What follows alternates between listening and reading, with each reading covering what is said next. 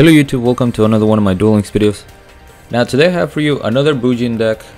We're gonna keep using the grass look screener. I complain a lot about getting this card, so now that I have it, I'm definitely gonna be making a few decks with it. This Bujin deck, it's very similar to my previous 30 card Bujin deck, running Light Sworns, but the grass look screener makes this deck a lot faster. So the deck list, it's 3 grass look screener. We have 2 Lila Light Sworn Sorceress, really good to take care of back row and mill your own deck. 2 Dawn Knights. I cut it down from 3 to 2 because if we mill 10 cards with our grass look screener, more than likely we're gonna dump one of the Dawn Knights, and a lot of times having 3 is a little bit of overkill. It's also good if you have it on the field and it gets destroyed, you can send whatever monster you want to have in grave. If you want to have your AD changer, if you want to have your Relinkuribo, which is extra protection in the graveyard, it's always good to have. We're still running the 2 Yamatos. Again, I only have 2 of them. Don't have my 3rd one. I haven't opened any packs, so I probably won't get the 3rd one for a long time. We have 2 Jane Light Sworn Paladin. More cards that are gonna help us mill the deck, and it also goes up to 2100 when it attacks a monster, so pretty beefy for a deck that runs relatively low attack monsters. The Relinkuribo is there for protection, like I mentioned. If it's in the graveyard, you can banish it and protect the monster from being destroyed by battle. 3 Bujin Arasuda, it's our other Bujin Beast Warrior that we need to activate all of our effects. 3 Centipede, 2 Boar, still the same ratio. Centipede is going to take care of back rows. Boar is going to switch a monster into defense mode and make its defense 0 until the end of the turn. Bacon Saber for protection. AD changer, it's kind of like a 3rd Bujin board, and it works because you don't need to control the Beast Warrior in order to activate it. It also pairs very well with Lila, as you guys remember. You can destroy a card, use AD changer to put her back into attack mode, and then destroy another card. So it's really cool. The 1 Pavo, so we can have a backup Yamato. That's usually the first thing I search whenever I have my Yamato. And then I'm also running Bujingi Ophidian, which is a really nice tech. This can let you attack directly, and in this deck you can win a lot of games by just attacking directly, especially when you have your skill successors in the grave. You can get your monster really high up very quickly. 2 Powerful Rebirth, this kind of second as a 3rd Yamato. It's really cool because if you have your Rebirth and you have a Dawn Knight, you can just send your Yamato from the grave, your Yamato from the deck to the grave, and then get it back with Powerful Rebirth. And then the spicy tech I threw in here is Skull Lair.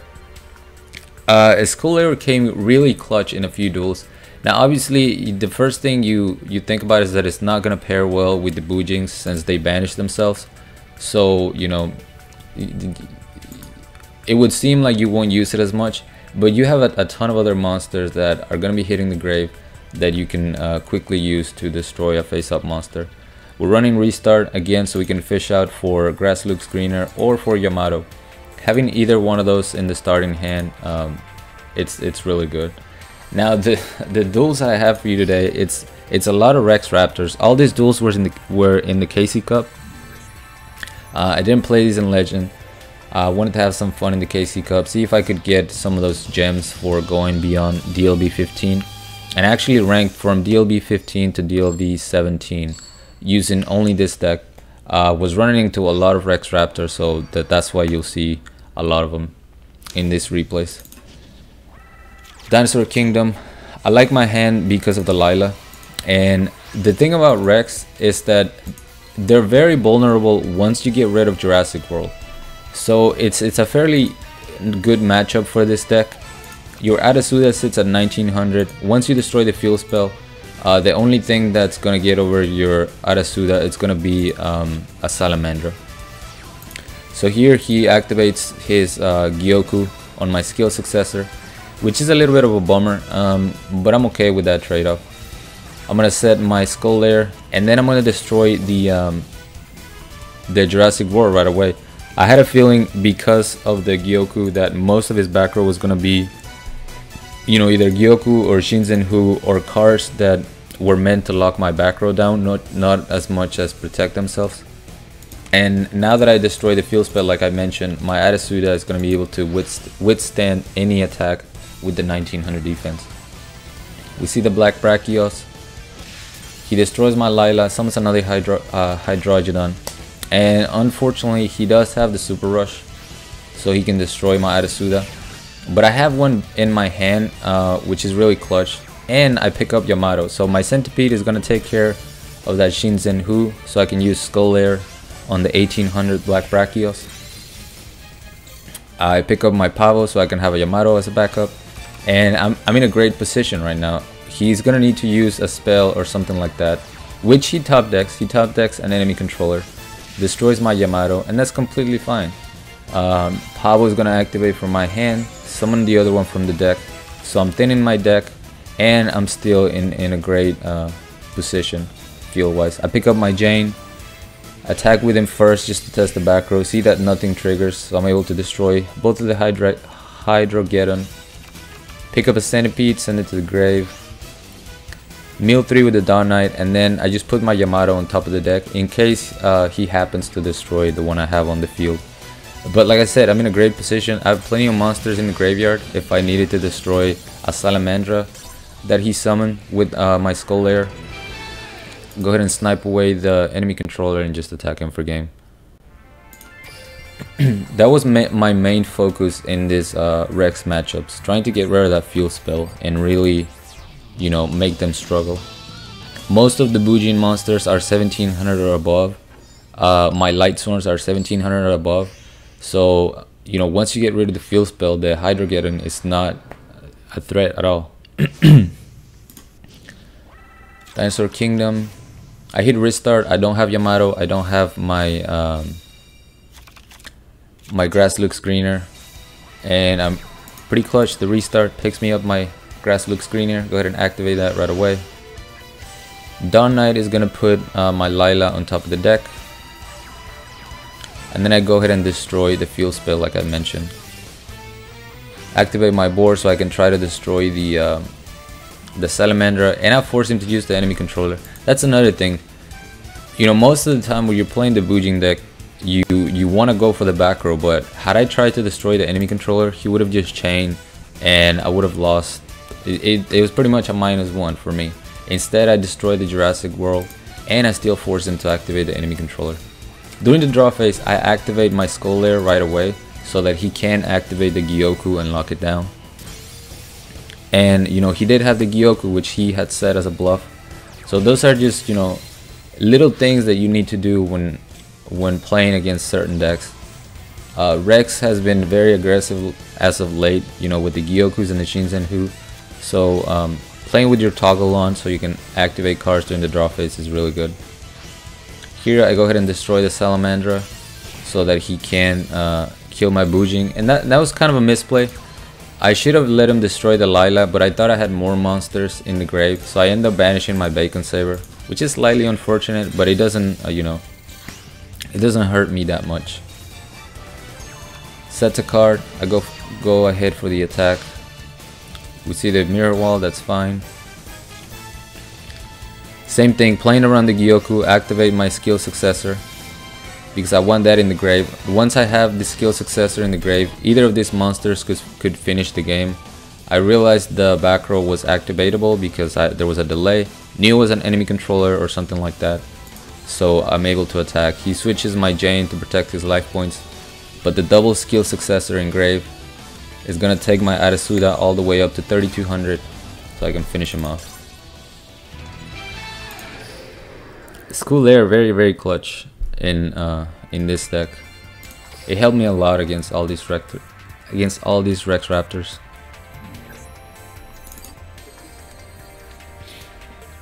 And we got our third Rex Raptor. I actually had way more duels, but then I realized that my first 3 replays were already Rex, so I had to you know, fish out different duels for the last 2 replays. But this was a good one. Grass looks greener to start, can't ask for more. Dawn Knight is gonna put my Bujin board on top of the deck because I have powerful reverse, so I can use bring my Yamato out. Again, I activate this in the draw phase so that he can lock it down with the Gyoku, which he did have Gyoku, and he's gonna pin down my skill successor. It's gonna destroy my Bujin, but that's fine. I have Pavo in hand, so I can just summon another Yamato. Centipede is gonna destroy the field spell right away, and I attack into the mirror wall. Not the smartest idea, but I had Skull Lair, so I was gonna be able to protect myself. I immediately flip that over, destroy the Brachios, and destroy the Hydrogeddon as well. So even though I had to get rid of all of my monsters in my graveyard, I still felt like I was in a great position. I pick up Jane, so Jane's gonna send more fodder to the grave. We see this Sphere Kuriboh, but he doesn't oh yeah, he does summon a monster. But like I said, Jane put just enough monsters in the grave so I can activate Skull Lair, destroy the Hydrogeddon. We see another Sphere Kuriboh, and he was top decking pretty well. We see the Black Brachios. And here, this was the turning point of the duel. I pick up Lila, and I have to go aggressive, even though this could have cost me the game, because obviously Lila is going to send 3 cards to the grave. I was hoping that I was going to get enough monsters so I could use Skull Lair, and I have Skill Successor in the grave, so I can destroy the Black Brachios. And then if next turn he opens up with a set card, I can easily destroy it with Lila. He picks up Hydrogeddon. Like I mentioned, 1600 is not a threat to my deck at all. And then I win the game with 1 card left in the deck. Skull Lair coming in clutch, man. Alright, so let's move on from Rex Raptor. Now we got a Crowler in our hands. Trying to remember if this was Ancient Gears. I don't think I went up against Ancient Gears. I can't remember what this was. I'm going first. I have Yamato, so I don't use restart. And I pick up my Pavo, throw in my Relink Kuriboh into the grave, which is gonna protect my Bujin as well. The reason why I didn't want to search for a Centipede or a Boar was because I didn't know what I was going up against. And now that I see that it's Flame Tiger, I knew that this was Hazy. So I summoned my Arasuda. The reason why I went ahead and played aggressive summoning Arasuda was because I wanted to be able to search out a Centipede, throw that to the grave, and draw a card so I could send my Bacon Saber into the graveyard as well. I crashed into the Flame Tiger because I have my Relink Kuriboh in the grave, so it's going to protect my Bujin Yamato. And I could have also protected, or you know, special summon another one using Pavo. But here I go ahead and throw a Centipede into the grave, and I throw my Bacon Saber. We see the beatdown. He destroys my Yamato, and I let it go because I'm thinning my deck by summoning another one from the deck, saving my Bacon Saber. Go ahead and destroy the Beast Rising, which is a huge threat to me. So luckily I'm able to destroy that. Pick up a Boar, send another Centipede to the grave. And I pick up the card that's gonna give me the win right here. Bujin Ophidian. I have a Skill Successor, so you guys probably know what I'm gonna go for. He activates Beatdown, but doesn't attack. So during the end phase, I activate my Skill Successor. And the reason why I had to do it during his end phase is because you can't use Successor from the grave the turn you send it to the grave. So I needed to do it during his turn so I could activate it from the grave during my turn. I snipe away the back row, which is another Beast Rising. He's able to chain it and, you know, boost up his monster. But that's fine because I'm going to use Ophidian to attack directly, activate my Skill Successor, get all the way up to 2600 and win the game that way. Super clutch, man. And you know, just running one of them is enough. And for the last duel, we got a Maximilian Pegasus.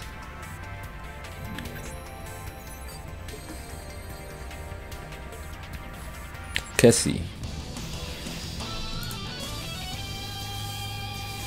It's really cool too that I'm using Pegasus because it makes them think, you know, is this Mind Scan Cyber Angels? Is this Mind Scan Gladiator Beast?